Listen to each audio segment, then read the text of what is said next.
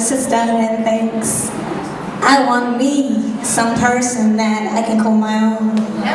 Yeah, so this goes out to you. It's called Leave, Cleave, Weave.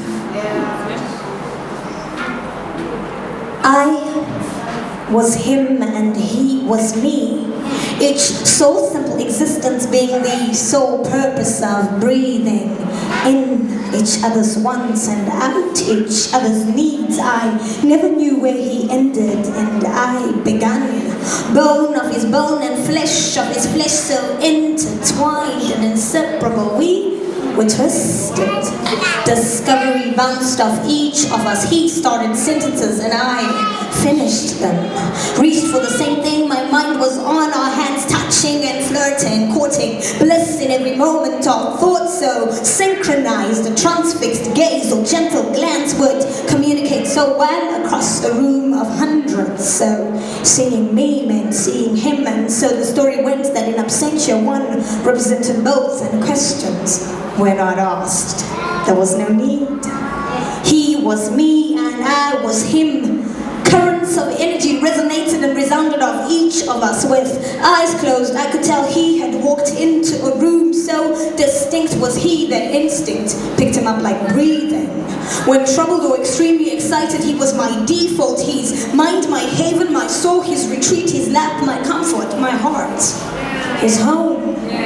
We were both guilty of committing the same crime, head over heels, or was it heels over head in love? It was magic and tragic how no one else seemed to matter for company, just us two. And our favorite pastime was exploring this God that had created such a love. He had to be amazing because it was heaven. So a real heaven had to exist somewhere. The existence of such a father was believable because, I love like this. A love like this had to be held up by more than just two hearts and time, thus shifting the trajectory of our lives. For this reason, a man shall leave his mother and father and cleave to his wife, the two shall weave and become one flesh. I was him and he was me, not glued together by lust, but genuine affection and attention, meaning his heart kept perfect pace with mine, even in our silence. We spoke the same language. Sengabantwana, the father of my children, all he-man, was strong sometimes just for my sake, would hold it down so I wouldn't break. He was me and I was him. His personality sweet, words didn't come to fill in the gaps and voids. Voids didn't exist or chasms, but instead we had periods of bonding, holding hands, counting the stars, and crowds were fascinating to us because they kept us entertained with questions on how we could afford such a luxury. Some wondered about fairy tales and things. Some wondered about fairy tales and things being a thing of the past, but all we knew was that we were classic.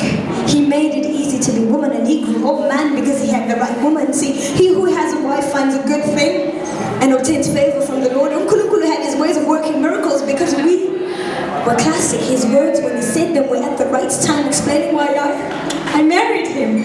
I do meant honoring, submitting, cherishing, and this applied to us both, no double standards. Being faithful to each other was not a question, and doubts didn't figure in our cards, which wasn't only emblematic but iconic, explaining why I loved him. To some, this picture meant meeting the man of your dreams, followed by his beautiful wife. Now, we never tried figuring this out. We were meant to be.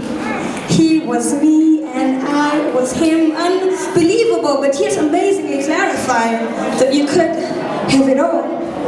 I was him and he was me, and then